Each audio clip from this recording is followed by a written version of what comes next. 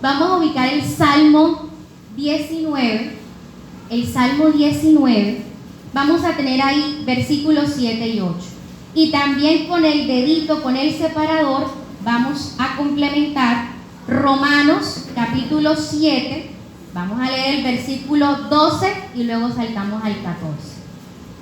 Yo voy a dirigir estas dos lecturas y vamos a hacer lo que es el planteamiento inicial del sermón en esta mañana.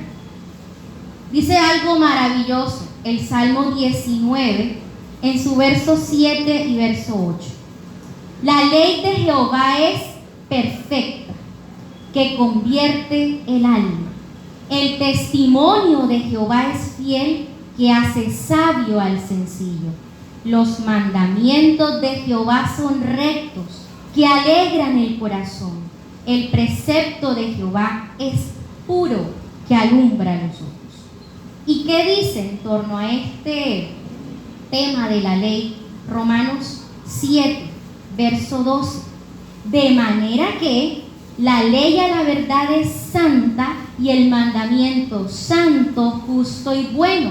Y dice el verso 14, porque sabemos que la ley es espiritual, mas yo soy carnal, vendido al pecado. Habla Pablo.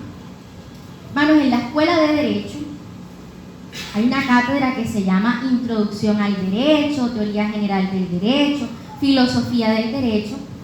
Nosotros empezamos a hacernos la pregunta, y eso es lo que se enseña, ¿qué es el derecho o qué es la ley y para qué es el derecho o para qué es la ley? Y hay muchas teorías desde el punto de vista secular que dan cuenta de una definición de derecho o de ley o de norma y su necesidad dentro del grupo social. Nosotros empezamos a hablar en la teoría general del derecho de la famosa norma de conducta y de la ley natural, para empezar a distinguir cuál es la definición de la ley. Cuando nosotros hacemos la distinción entre ley natural y norma de conducta, lo planteamos como la primera responde a las leyes de causa y efecto. Es una relación constante entre fenómenos. A toda causa, un efecto. Y es la que se plantea en la naturaleza. Son las leyes que operan porque hay unas reacciones de causa y efecto. En contraposición a ella, empezamos a definir la norma de conducta como aquel precepto que contiene un ideal, un deber ser, un comportamiento deseable. Y eso es lo primero que nos enseñan a nosotros los abogados. Para los que no saben, yo soy abogada. Y cuando hablamos de la norma de conducta, empezamos a aprender que esta tiene un fin práctico y es provocar un comportamiento y está dirigida a la libertad de los sujetos a quienes obliga. La norma de conducta así definida, la norma que después, avanzados los semestres, entendemos es la norma jurídica o la regla de derecho, está dirigida a la libertad de los sujetos a quienes pretende orientar o guiar. ¿Y por qué decimos eso? Porque esta norma contiene un ideal del deber ser. La ley natural, como empezaba diciéndoles, es lo que es, a toda causa un efecto. Pero la norma de conducta responde a lo que debería ser. Es aquella aspiración del comportamiento ideal y debe ser observada. Jurídicamente, observar la ley no significa verla. Observar la ley significa cumplirla, acatarla. Y esa ley debe ser observada, pero como está dirigida a la libertad de los sujetos a quienes pretende obligar, no siempre llega a realizarse el precepto jurídico, no siempre llega a cumplirse esa norma. Y esa es una característica de la norma jurídica, que tiene la virtualidad o la virtud de ser coercitiva. Cuando algo es coercitivo, es porque frente a su desconocimiento, frente a su incumplimiento, hay una autoridad legitimada para imponer una pena o sanción. Los romanos, que son, digamos, su tradición jurídica es la misma que heredamos sobre todo en Occidente, en Colombia particularmente, heredamos el derecho romano germánico. Por eso los primeros semestres sufren los estudiantes con el famoso derecho romano. Y hay un aforismo que dice, ubi societas ibi ius. Ius es derecho. ¿Qué traduce eso? Donde hay sociedad, hay derecho. Y con esto pretendieron los romanos significar la importancia y la necesidad de un ordenamiento jurídico. Algo que sea ese precepto que contenga el deber ser, el ideal, lo esperado. Pero bueno, ahí no se quedan los juristas, sino que hay unas teorías, y una de las que más me gusta enseñar cuando tenía a mis chicos de primer semestre es la teoría de los ángeles y los demonios. Y esto como preámbulo para volver a lo que empezamos leyendo en la palabra de Dios. Herbert Hart, que es un filósofo del derecho alemán, plantea la teoría de que los seres humanos no somos altruistamente ilimitados. ¿Eso qué quiere decir? ¿Qué es el altruismo? Esa capacidad de hacer el bien aún a costa de mi sacrificio o de algo que no me haga bien. Entonces dice, los seres humanos, y eso va bastante coherente con lo que plantea la Biblia acerca de la naturaleza pecaminosa del hombre, no tenemos esa capacidad de hacer el bien de manera desbordada, pero tampoco tenemos una tendencia desbordada a la agresión, porque si bien es cierto hay seres que nos importan y procuramos el bien propio y el de nuestros semejantes o seres queridos. Entonces, ¿qué dice este hombre? De que como nos interesa al mismo tiempo la propia sobrevivencia, pero el bienestar de nuestros semejantes, es posible y además deseable la creación de un sistema que nos permita la convivencia y evite las tendencias a la agresión. ¿Y qué quiere decir esa teoría de los ángeles y los demonios? Dado que los seres humanos no somos demonios, seres en los cuales no tiene sentido hablar de ley o de norma, porque seres de tal naturaleza no se someterían a ningún tipo de ordenamiento, y dado que no somos ángeles, porque seres de tal perfección, por definición su comportamiento es bueno y justo, luego un derecho, luego una ley, luego un ordenamiento jurídico tampoco tendría sentido. Dado que no somos demonios, pero tampoco somos ángeles, necesitamos, requerimos un orden que evite esa tendencia a la agresión y nos permita la convivencia.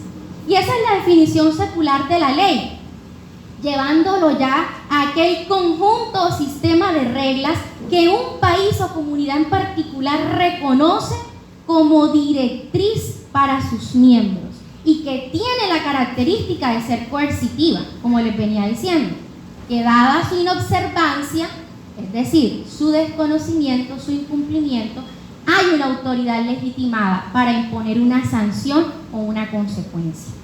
Pero desde el punto de vista espiritual, mis hermanos, que vamos a hablar nosotros y vamos a enfatizar, la ley de Jehová tiene un qué y un para qué muy claro.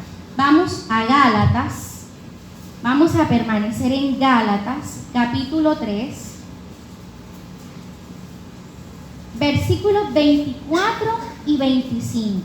Pero sobre todo, ahí en Gálatas 3, empecemos por el 24. Dice la palabra de Dios, y aquí hago un paréntesis, hermanos. Yo voy a tratar de decir muchas citas que respalden los comentarios que estoy dirigiendo y el orden en que los estoy llevando.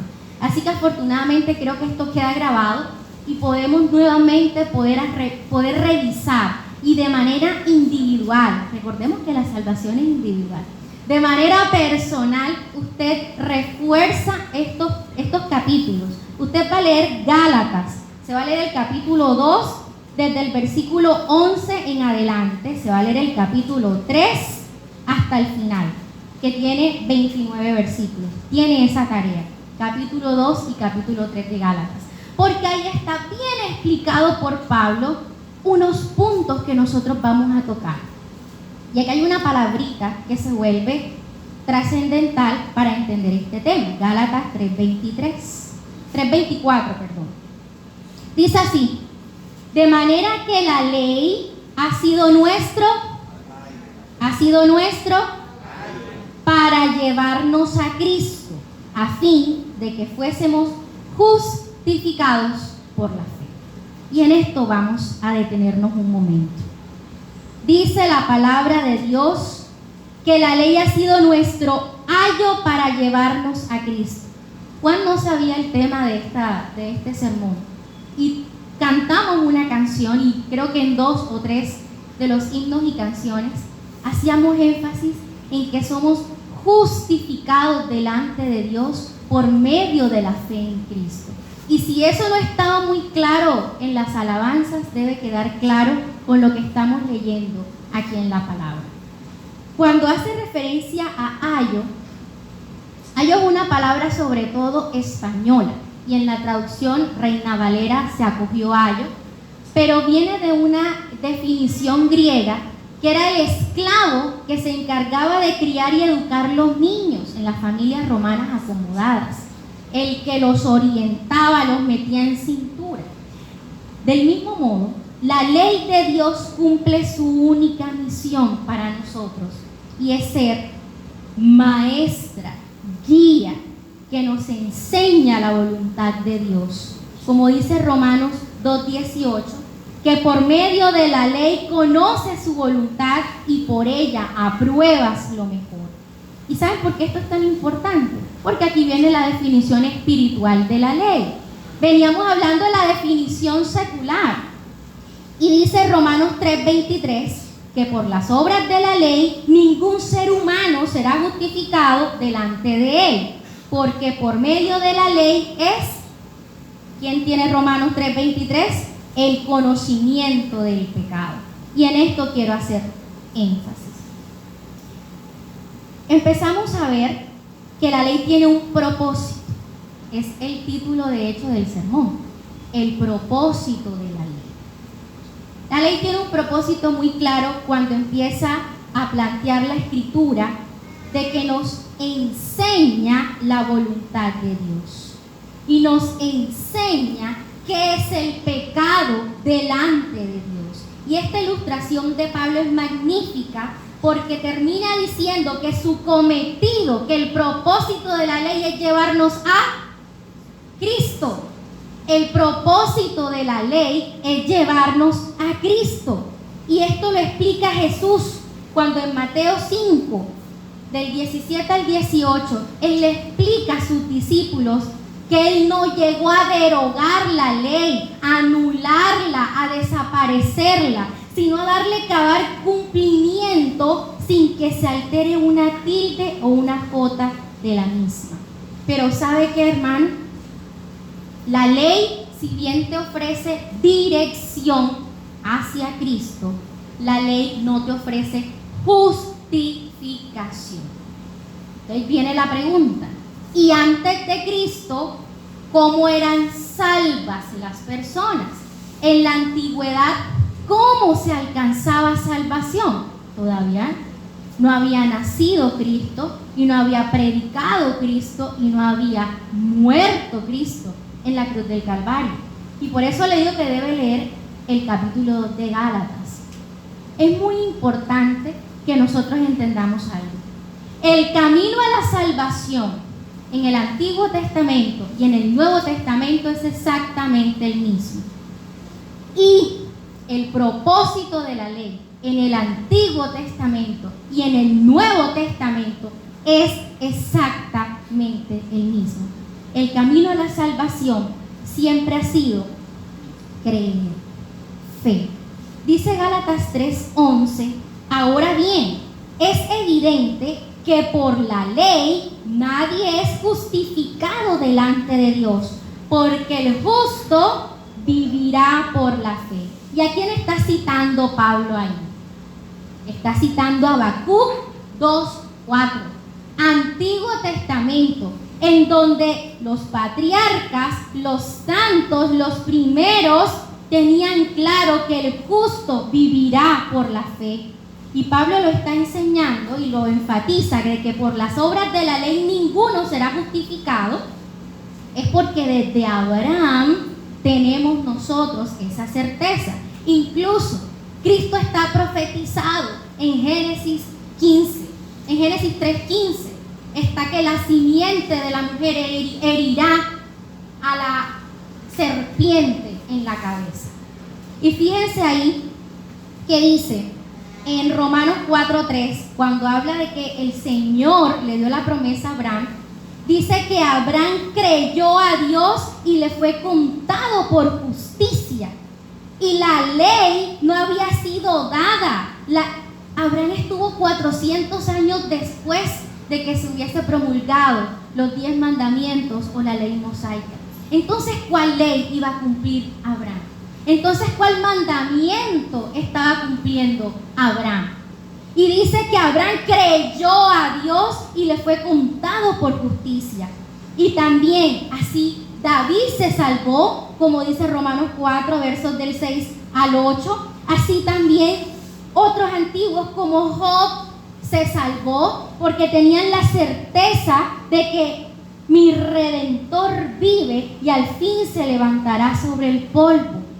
Todos ellos tenían claro que el camino a la salvación no era por medio de una justificación a través de obras, sino una fe, una certeza de que Dios es su Dios, de que es necesario que creas que Él existe y que es galardonador de los que le buscan. Pero en ese momento Dios siempre apuntó al Salvador. Y todos los profetas le hablaron al pueblo de que vendría un Mesías, de que vendría un Redentor, aquel que haría el sacrificio suficiente.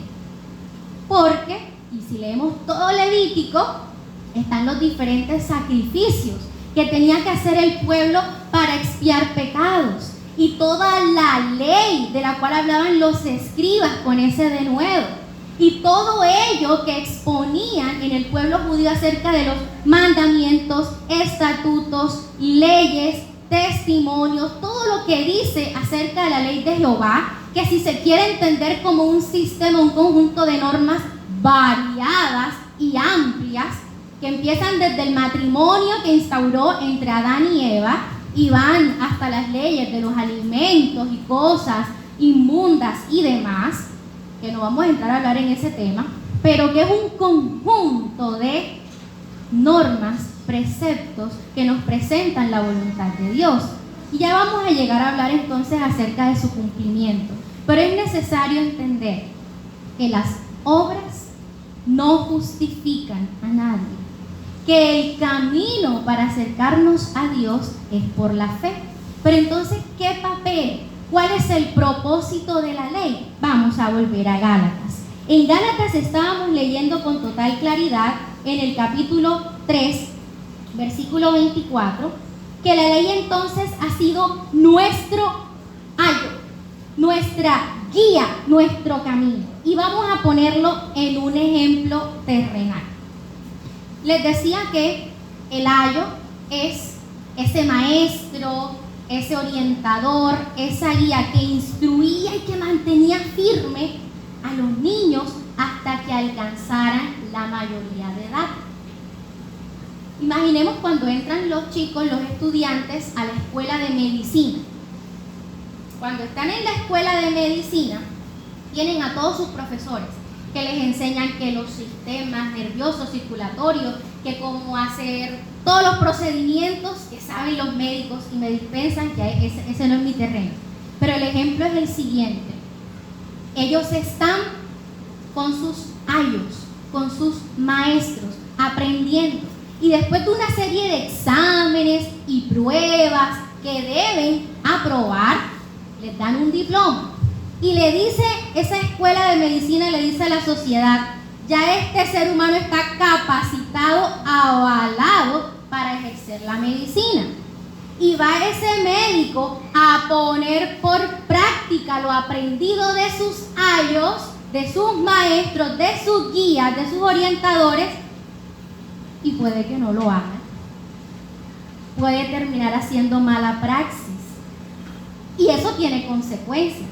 O son reconocidos como malos médicos, o les quitan la licencia profesional, les quitan el permiso o la habilitación para ejercer la medicina.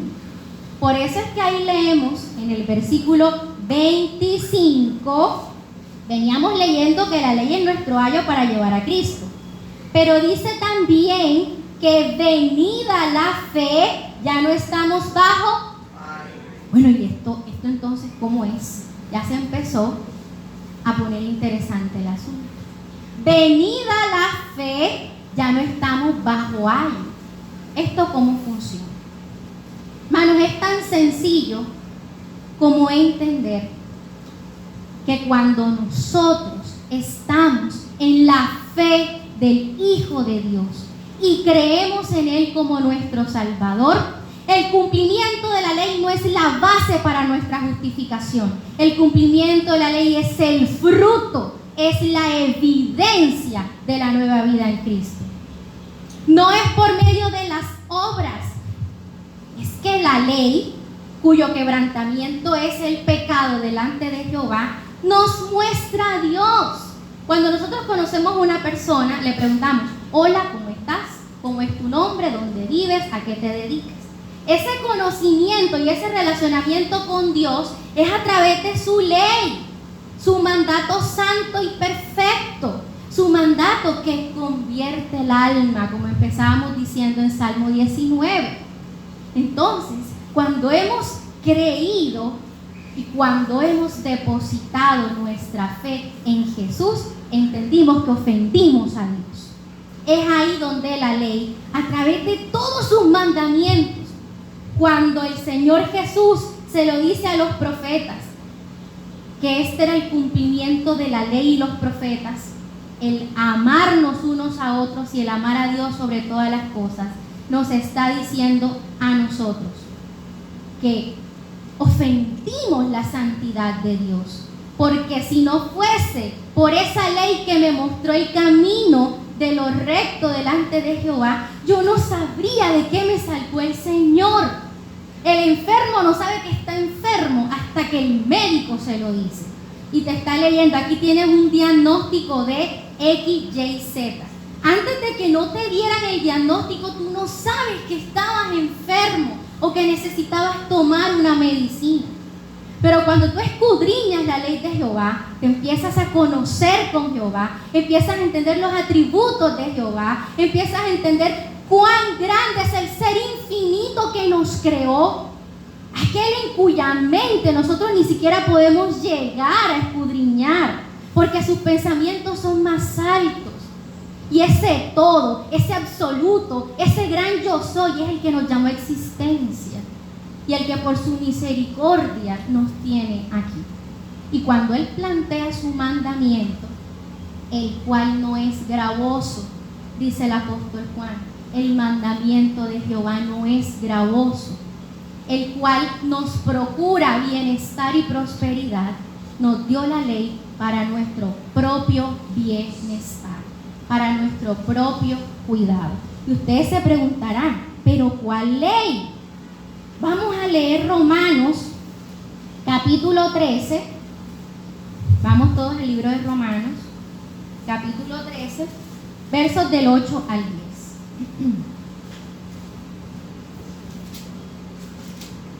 Vamos a tener ahí Romanos, yo no he llegado, 13, del 8 al 10. Dice esto Pablo: no debáis a nadie nada, sino el amaros unos a otros. Porque el que ama al prójimo,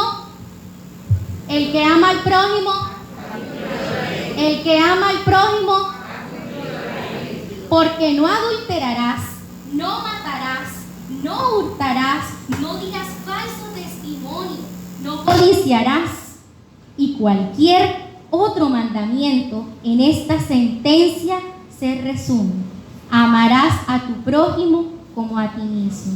El amor no hace mal al prójimo. Así que el cumplimiento de la ley es gloria al Señor. Porque el Padre hoy nos está enseñando a nosotros, y lo repito, el cumplimiento de la ley la observancia de las obras, de los mandamientos de Jehová, no es la base para que nadie sea justificado de su desobediencia y de su pecaminosidad delante de nuestro Dios. Es el fruto, es la evidencia, es la consecuencia. ¿Sabe por qué? Y se lo va a decir Jesús, no se lo voy a decir yo. ¿Qué dice Juan 14:15? Alguien que lo pueda leer fuerte. Juan 14:15. Si me amáis, guardad mis mandamientos. Como dice mi pastor, contundente. Si me amáis, guardad mis mandamientos. Y ha quedado claro cuál es el mandamiento. Dice el Señor, todas esas leyes y mandatos que son cruciales para entender la santidad de Dios. Y fíjense que hace referencia al adulterio, al homicidio, al hurto, a la envidia, que también los menciona Proverbios y lo mencionan los Salmos. Dicen que se resume en amar a tu prójimo como a ti mismo. Y yo les hago una pregunta. ¿Será que podemos conocer a Dios sin cumplir sus mandamientos? ¿Será que podemos conocer y agradar a Jehová sin cumplir sus mandamientos? La primera carta de Juan, busquemos Juan, capítulo 2, versos 3 y 4. Lo dice de una manera irrefutable. Primera de Juan, capítulo 2, versos 3 y 4. Y en esto sabemos que nosotros le conocemos, si guardamos sus mandamientos. El que dice, yo le conozco y no guarda sus mandamientos, el tal es mentiroso y la verdad no está en él. Mis hermanos, queda claro que no podemos ser justificados por las obras de la ley, porque la ley solamente fue dada para enseñarnos la voluntad de Dios, pero que Cristo es el que justifica por la fe y por su gracia hace que seamos nuevas criaturas con el poder suficiente para ser obedientes, no por imposición del ayo. Ahí sí, Gálatas 3:25. Venida la fe, ya no estamos bajo ayo. Entonces, no es por imposición del ayo que nosotros seguimos esos mandamientos, esos estatutos. No tenemos ya quien nos esté esclavizando bajo el sistema de nuestra pecaminosidad, sino que esa fe depositada en Cristo Jesús me entrega el Espíritu Santo de Dios. Y es ese Espíritu Santo de Dios quien me da el poder para obedecer, quien me da a mí la posibilidad de cumplir ese mandato que es santo, que es perfecto y que, como leíamos en Romanos 7:14, es espiritual. El sentido de la ley es espiritual. No en vano Jesús reprendía con toda autoridad a los fariseos, a los escribas, que pretendían hacerlo tropezar con el cumplimiento de la ley judía.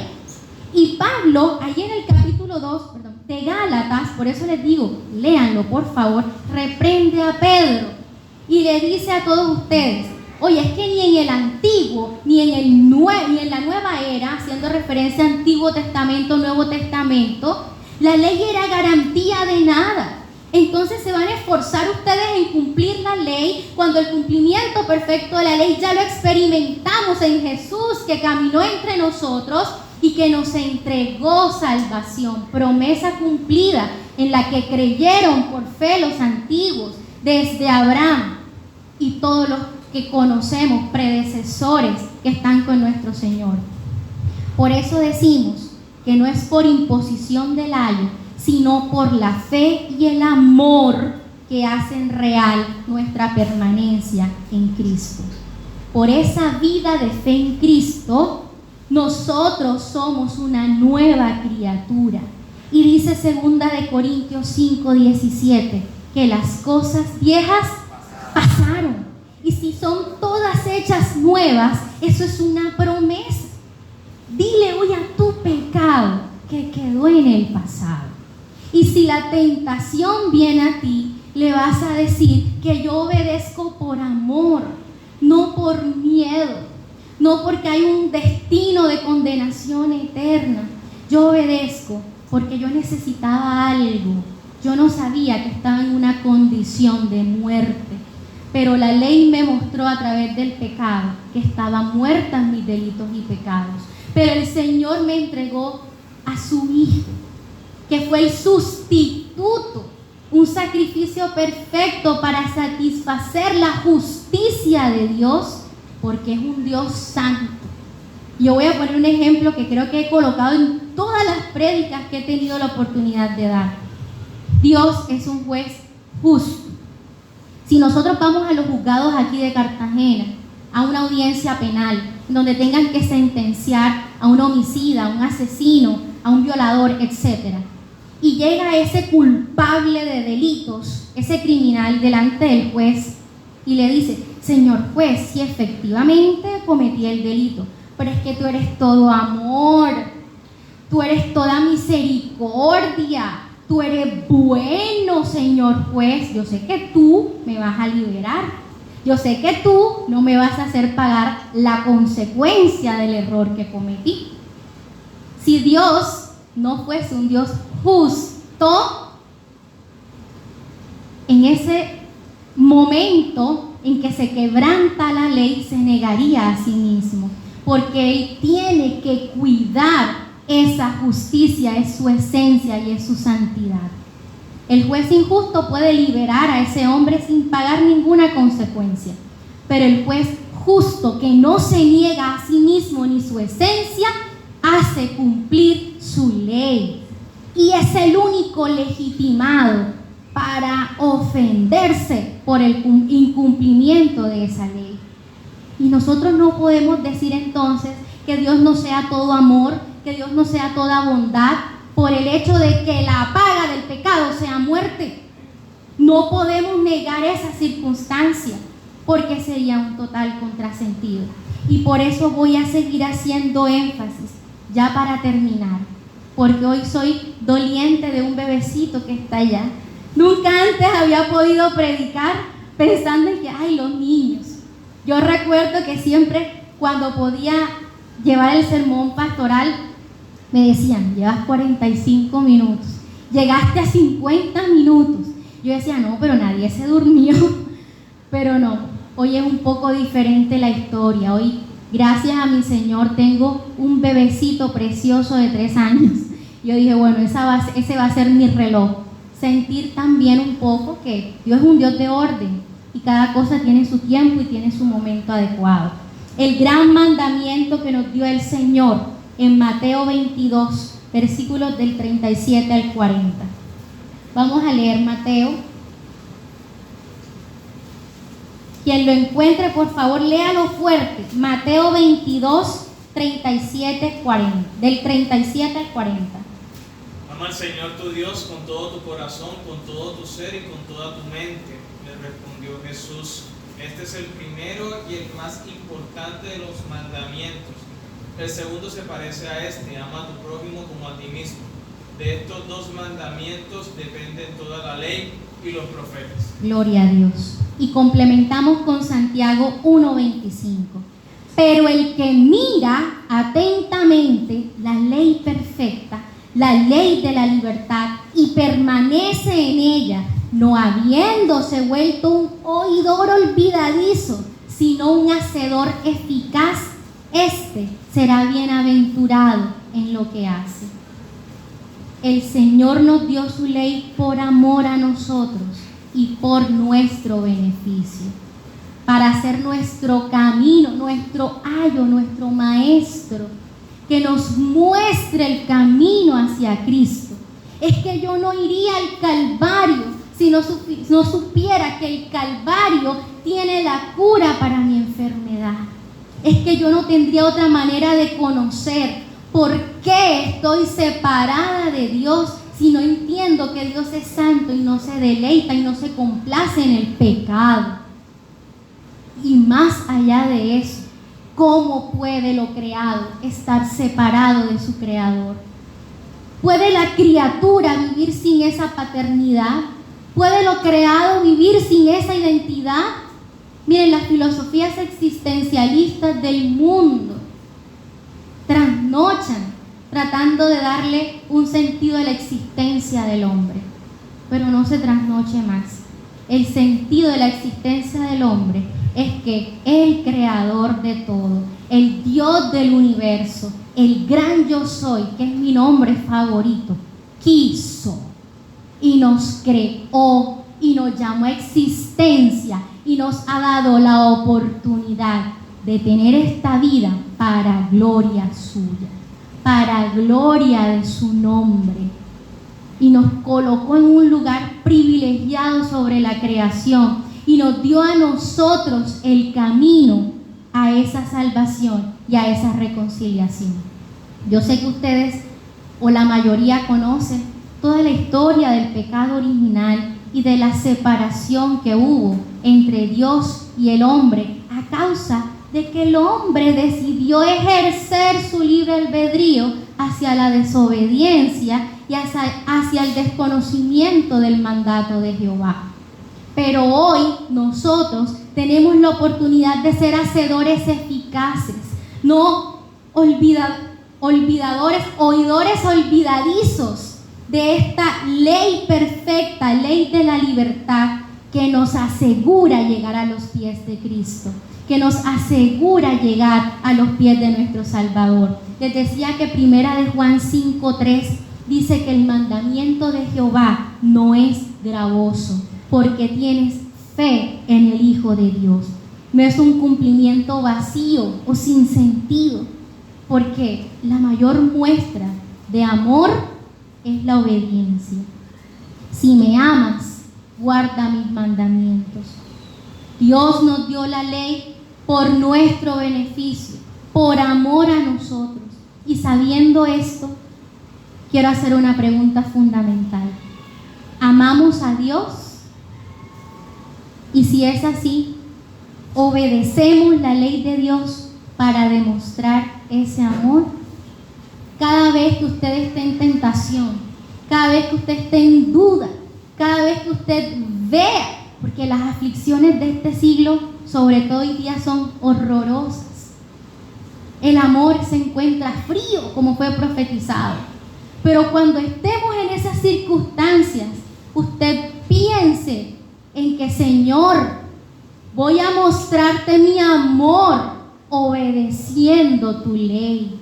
Y voy a guardar tu ley porque dice que seré bienaventurado si lo hago eficazmente. Y voy a guardar tus estatutos y tus mandamientos porque yo no quiero cometer la infracción de ellos, la cual es el pecado que me aleja de tu santidad.